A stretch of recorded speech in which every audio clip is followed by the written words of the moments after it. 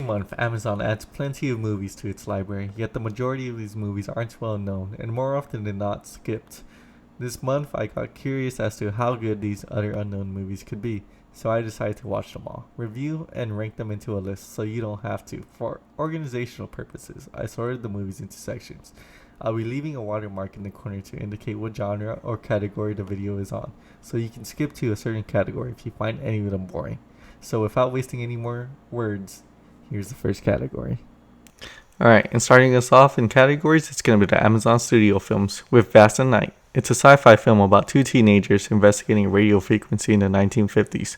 The film has a very rocky start in the beginning, as when the main character Everett speaks, it feels very cliche. Vast and Night's strength lies in its long takes. You see it in the switchboard scene, as well as when the camera goes around the town.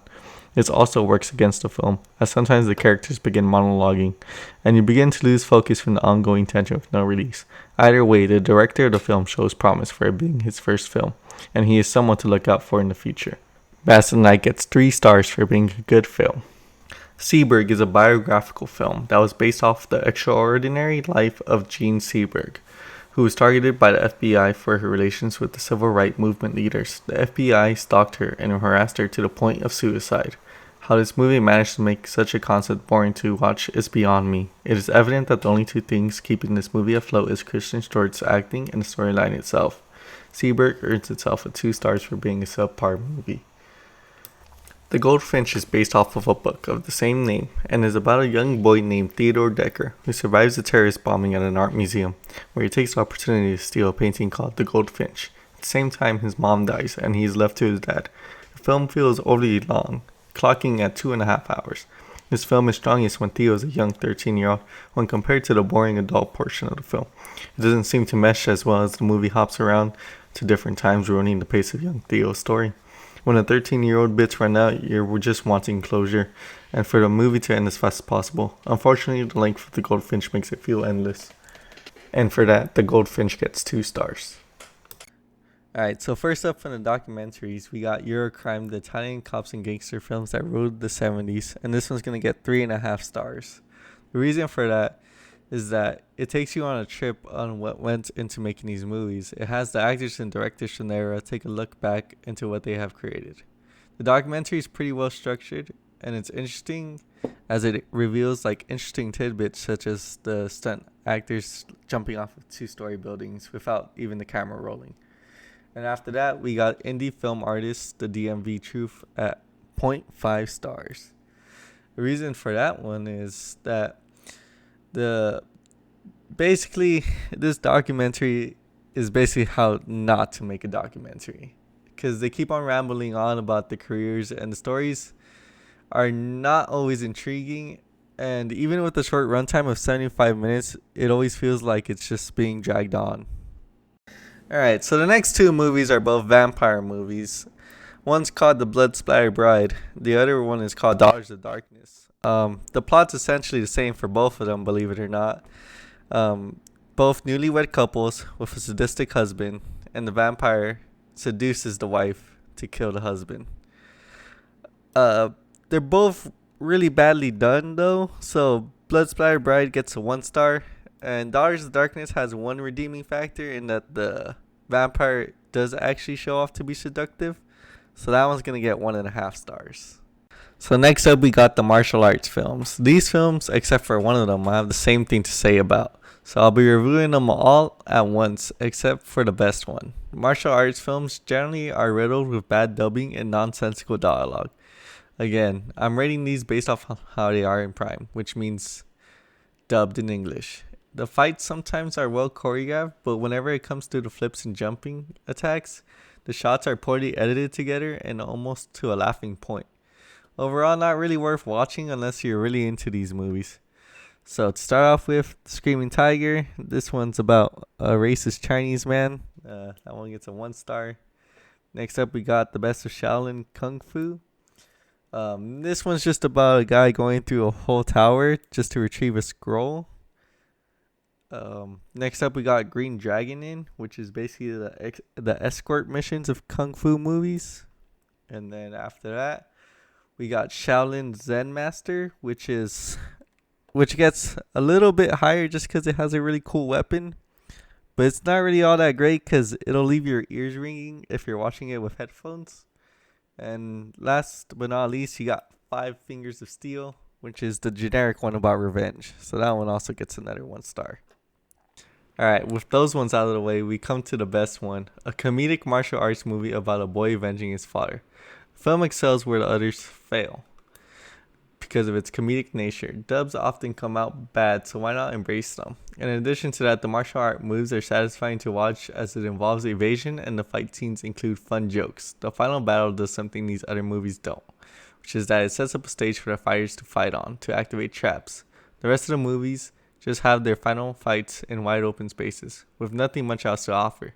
So among all these other movies, this is the one to watch if you're curious about this genre. And Method Man gets a 2.5 stars. Up first for romance movies, Gloria is a midlife crisis movie about an old lady.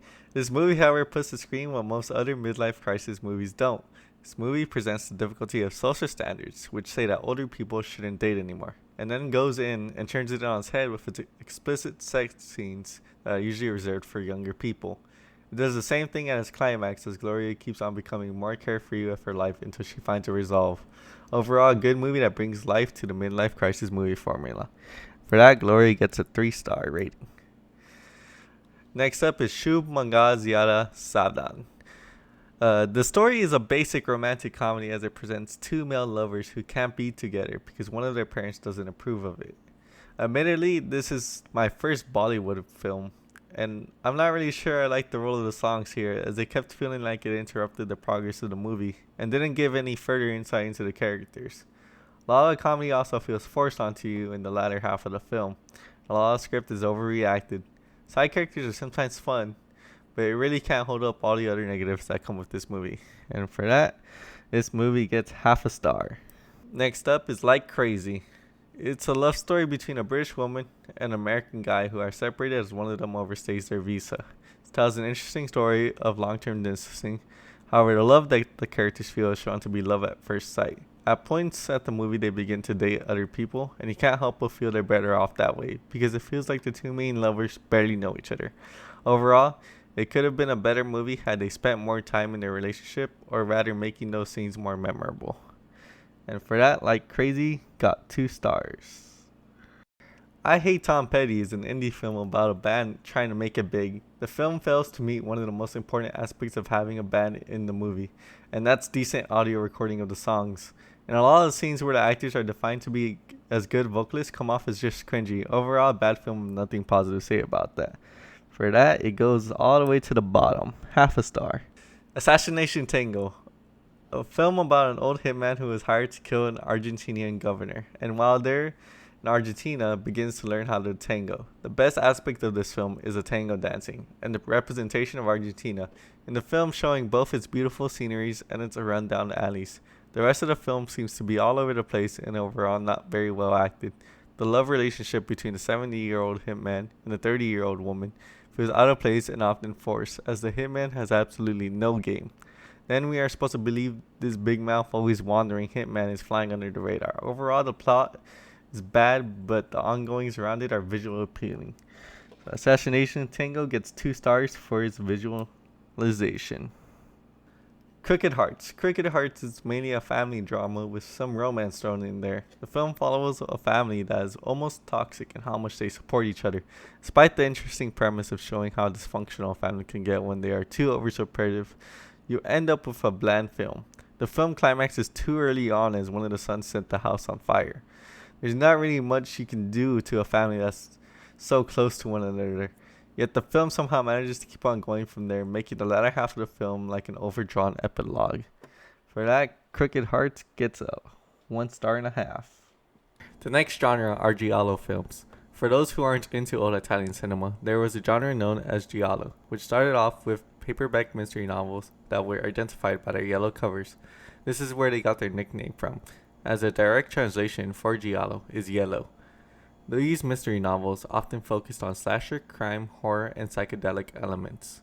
These films are mainly dubs, which automatically knocks a couple points off them, because the dialogue can be nonsensical, much like the martial arts films, and you can be distracted by how bad the lip sync is at times. A reminder that I'm rating them the way they are on Prime. which is dubbed.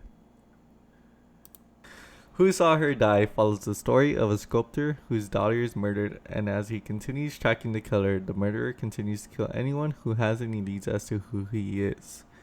This film has a good setting that's set in Venice, so most of the shots automatically look good. The plot is relatively simple, it does its job and doesn't try to overcomplicate itself, but at the same time it doesn't do anything noteworthy. It's a relatively average film, but what brought it down was the soundtrack.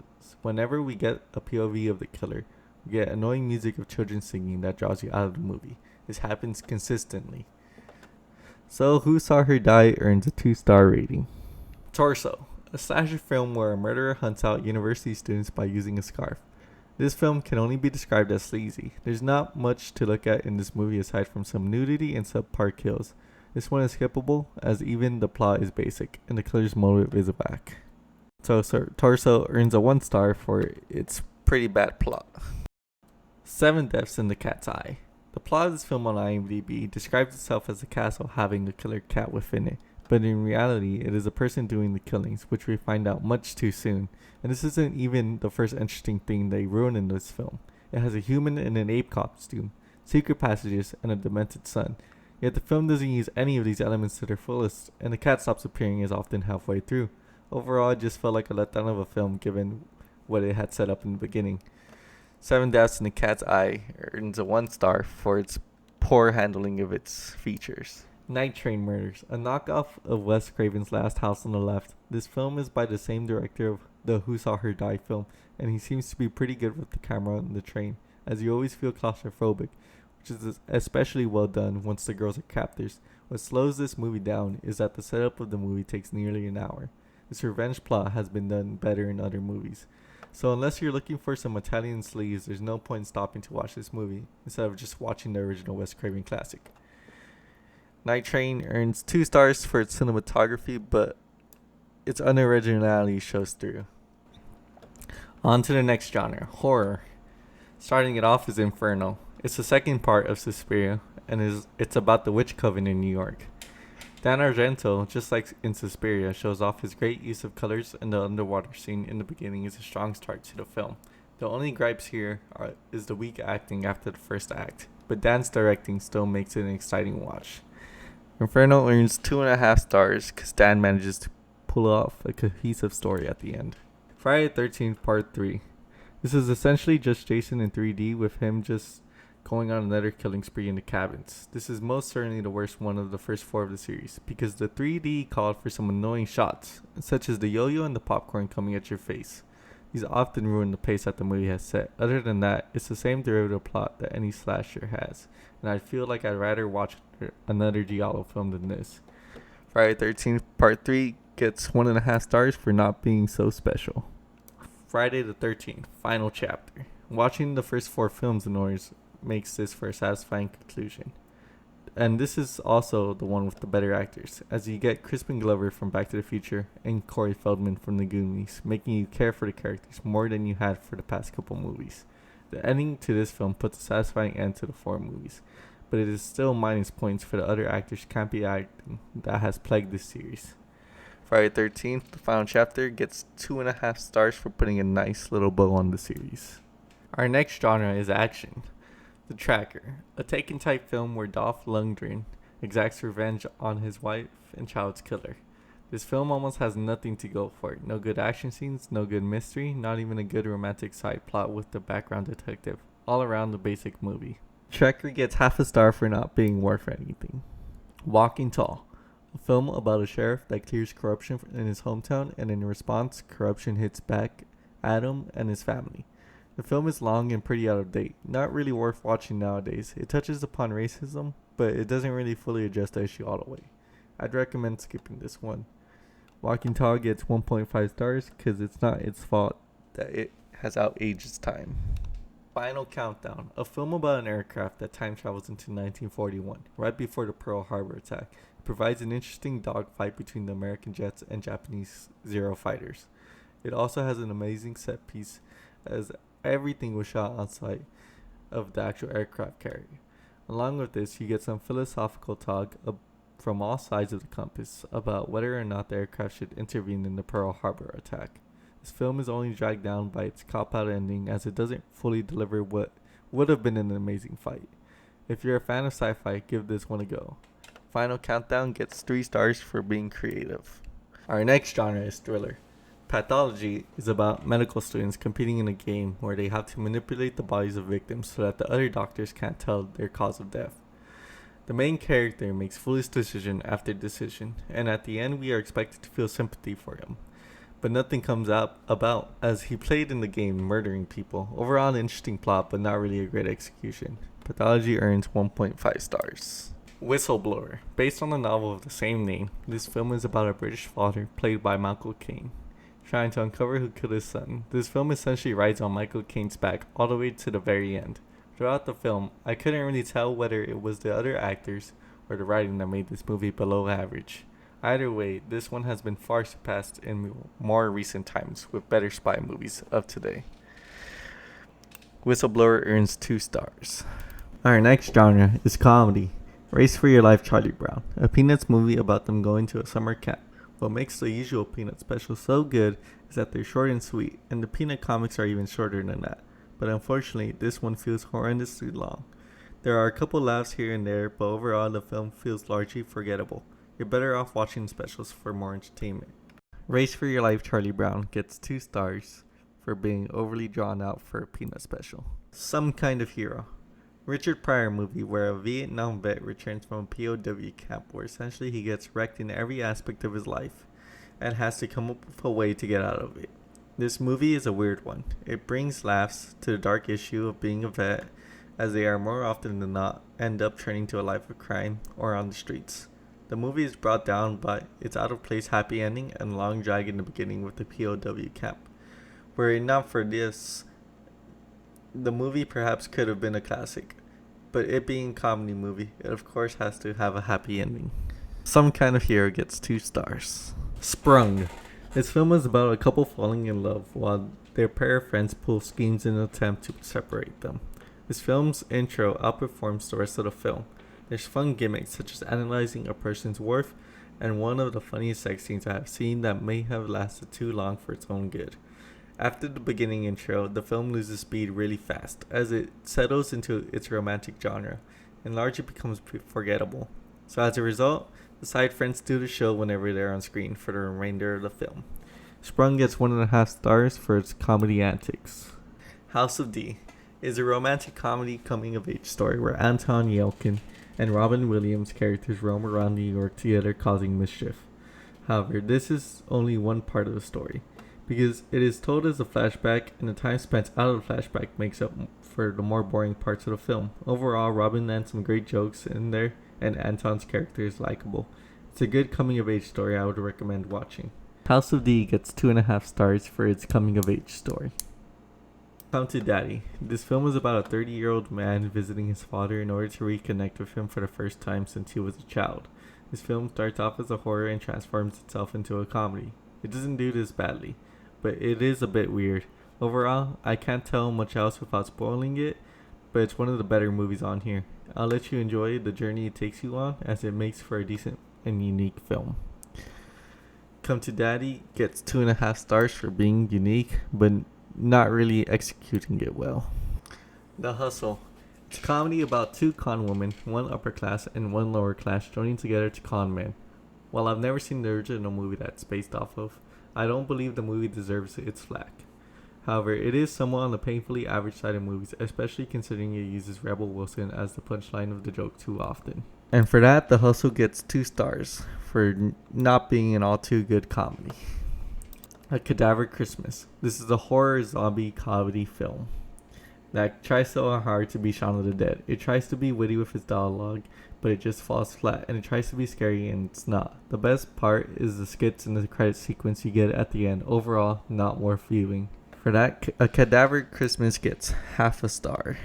Jack and Jill, an Adam Sandler movie that falls flat. Thankfully, he's moved on to better things like Uncut Gems. 0.5 star. Lake Boat. It's an adaptation of a play where a grad student goes on a freighter ship for a temporary job as we hear stories from the crew aboard. This movie is largely forgettable. It's a series of unfunny sketches strung together to make a movie. Lake Boat gets 1.5 stars. Our last genre is biography.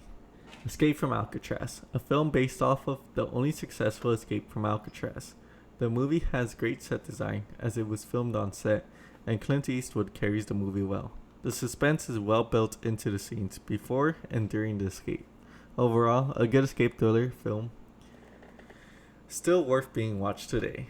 Escape from Alcatraz gets 3.5 stars. Rocket Man.